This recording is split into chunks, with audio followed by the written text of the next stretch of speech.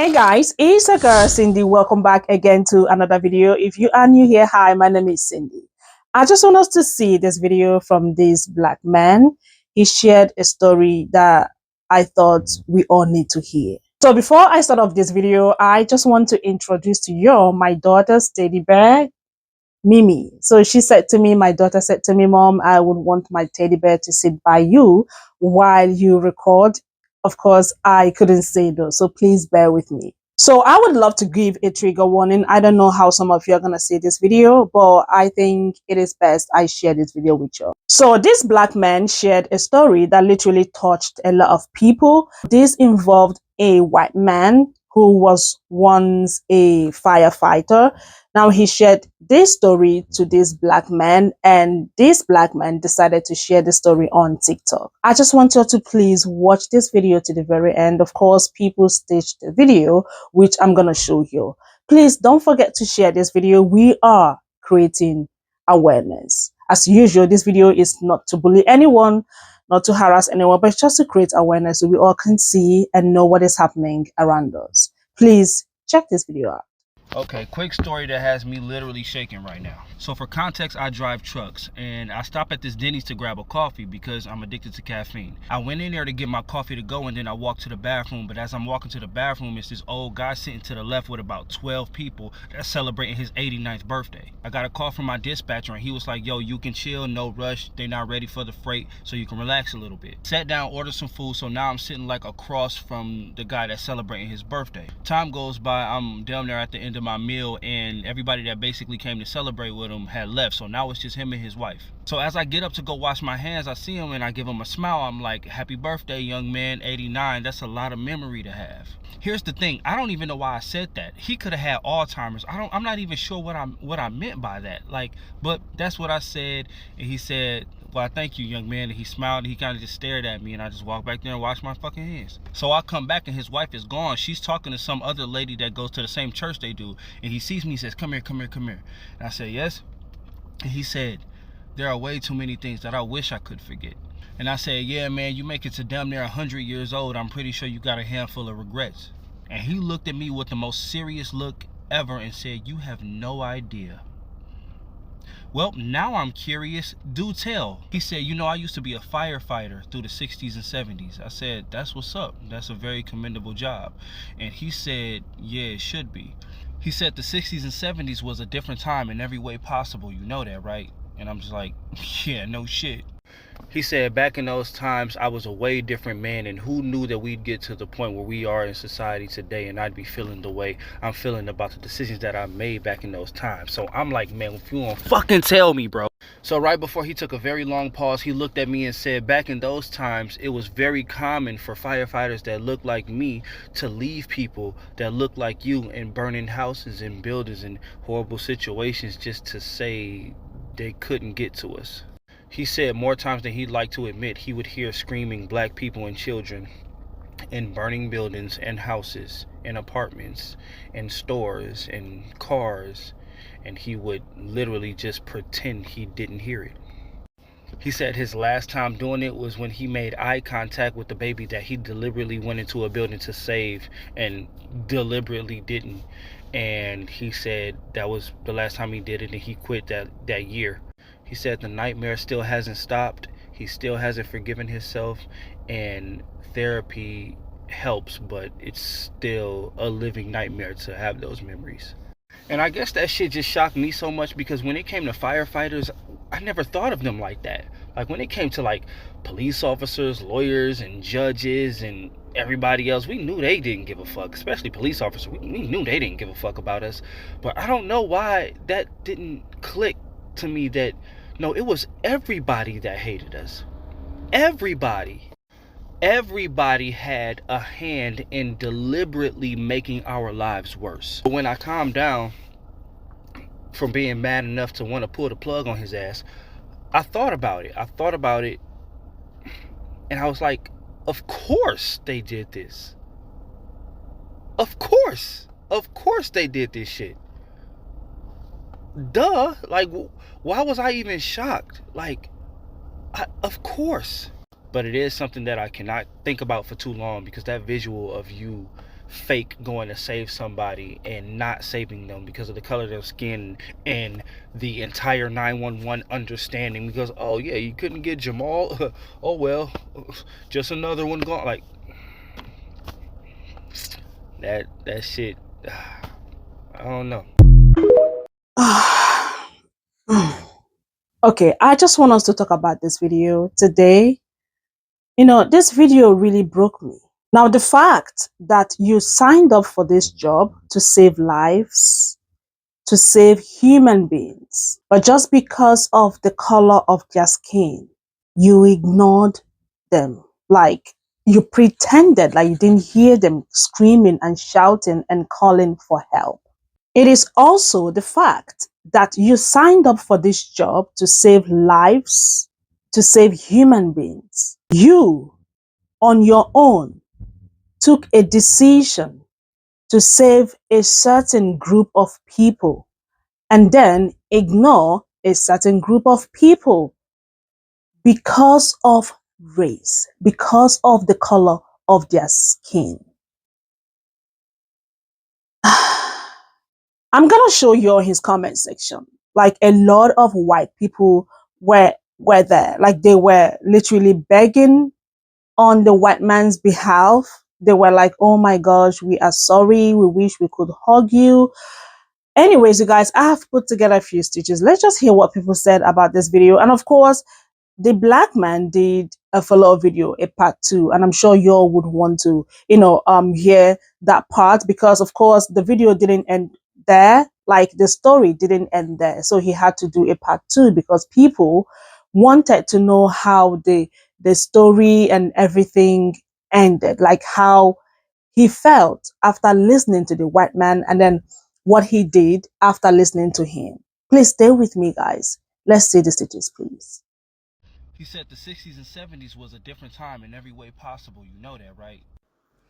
It's like these men want absolution or something from like any black person that's giving them some type of kindness because it just reiterates like what monsters they are.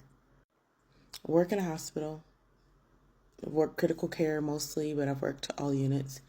There's this guy that I will never forget his confession to me.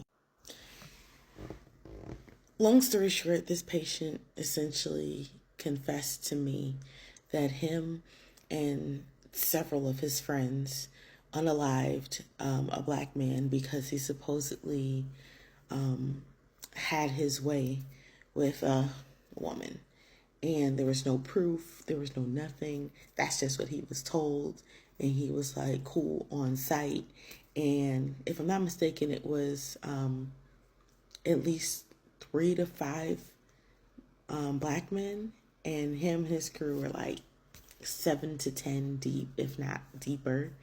They unalived them, buried them somewhere where nobody would ever find them, and they haven't been found. Whatever I was doing for him, I remember I couldn't leave the room, and he was giving such graphic detail as to what they did. No matter how many times I asked him to stop, he wouldn't. It was like a word vomit. Once he started, he just had to let it all go. He just had to get it off his chest. And I was just like, you're literally telling me that you committed a violent crime, and now, 60 years later, when everybody's already gone and can't suffer any consequences, now all of a sudden you feel bad about it?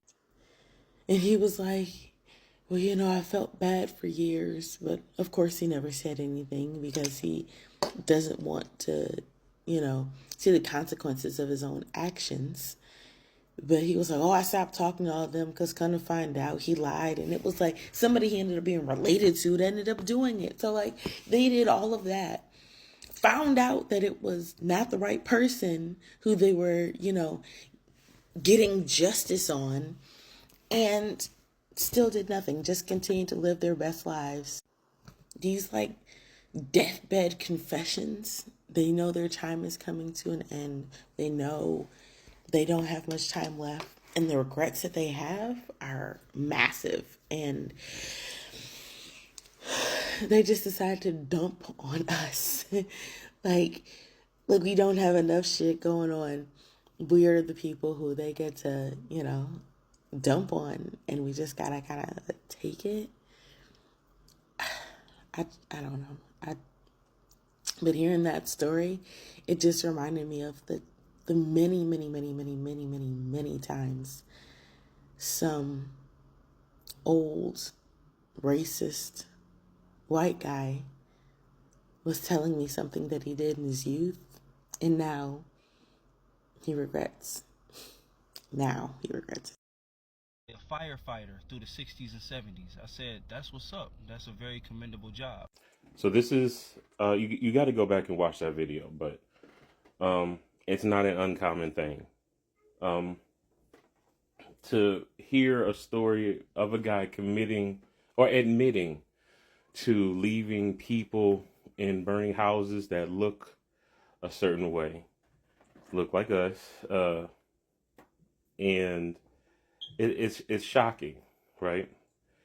I haven't had anybody tell me that, but I have had people that are not like me tell me about stories that happen. And when you hear it, you wonder, what type of monsters are really out there, right? And you think but you really don't. And just to think that you know everything is one thing. But my first book I did illustrations for. That's this book right here. You can find it on Amazon. This is from a fire chief. Chief Tom is on here. He created this book to try to get more people of color interested in being a firefighter so that he can kind of see a change, right? So he can shift that balance. A lot of times there aren't enough of us in these fields to have that shift where it takes away the power from the normal biases.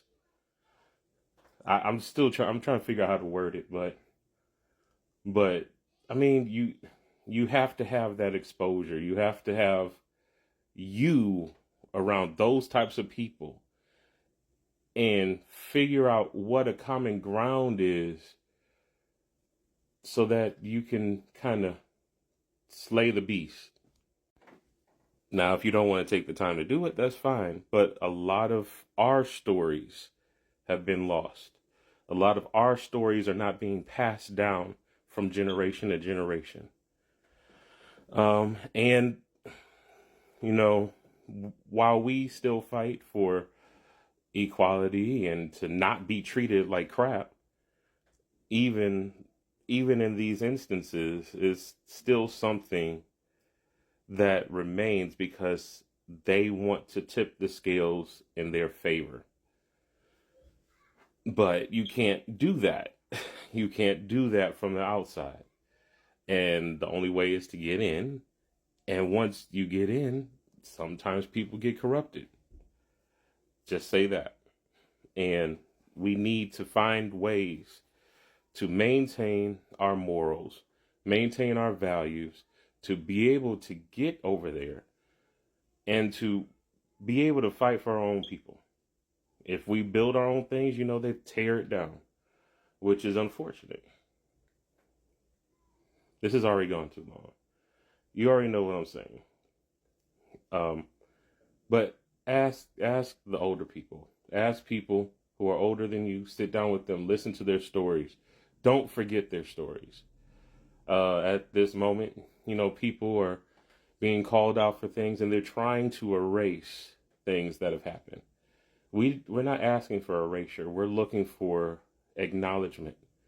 We're looking for people who will say, you know what, that was wrong. It existed. Don't forget it ever existed. And we're going to make things different. That's it. We don't want to forget what happened. We want to remember what happened and have a testimony to say, that's what happened then. This is what's happening now. There is an actual change. And we do look at each other as being equals. That doesn't mean I'm going to come and take your stuff. Don't be afraid of me doing that. We can just, sit at the same table, and I can praise you. I can acknowledge you for your wins, and you can acknowledge me for my wins, and we can just live together like that.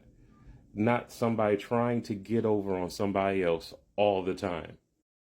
Okay, quick story that has me literally shaking right now. Yeah, go watch the whole video. This is the kind of thing that literally will wake me up in a cold sweat in the middle of the night. Like, the number of times that I have called official people and asked for protection or asked for help and been ignored, dismissed, and waved off. This isn't something that just happened in the 60s and 70s. Like, this happened to me a couple months ago.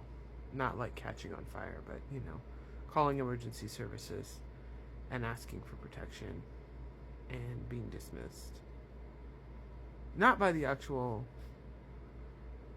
law enforcement officer, by the dispatcher. So he did a part 2. Of course, people requested for it. People wanted to know how the story ended, what was his reaction, after listening to the old white man. Coming up next is the video. And of course, after that, I'm going to show you some screenshots of comments I grabbed from his comment section so you guys can see what other people said about the video. Please check this video out. The conversation ended with him staring at me, making that last statement, and me staring back at him, telling him, I gotta finish my route. I hope you enjoy the rest of your birthday. The last thing he said is, I hate myself for it. And I said, my boss is calling. I hope you enjoy the rest of your birthday. I've had so many people hit me up in my DMs to tell me that shit is still going on. So many 911 workers to tell me, so many nurses, so many cops, so many people tell me that shit is still going on. And it's weird because it's like, you ever find out some information you already knew the answer to? It's like, yeah, I know that, but to hear it out loud from people that know it for sure is way different. I don't know why he chose to tell me, but I'm pretty sure I'm not the only black person that he stopped and told this shit to. I just don't understand how somebody can be so evil and just one day not be. How a society can give birth to and breed so many heartless, soulless people for them to just wake up one day and be like, maybe we made a mistake. And this is just one of the few of them that feel like they actually made a mistake. A lot of them feel like it was nothing wrong with what they were doing and wish everything was still the fucking same. Here's the thing. This incident happened over 3 months ago. I recorded that video 3 months ago. It's been in my draft that long. I didn't want to fucking post it, but for whatever reason, I could not delete the shit. So the other day when I was going through all my drafts and I was looking and I was going through and trying to figure out what to post, I kept seeing that shit, and I swear to God, something said, post it now. Post it now. Because I usually just delete them after a couple days if I don't post them. But something said, post it now. Right fucking now. And I did. And I really wish he didn't tell me this shit, because me being cursed with the burden of that information did nothing but fuel my imagination, and now I can't get the images out of my fucking head. But also, we have images of racist white firefighters spraying black people with the fire hose on the hardest pressure, ripping our fucking skin off. And this is shit that we can Google. We can look that up on YouTube. Then why is it so hard to hear that they let us burn? Why does that feel like a different level of evil? Why is that still so surprising? Like, but then again, it's not, but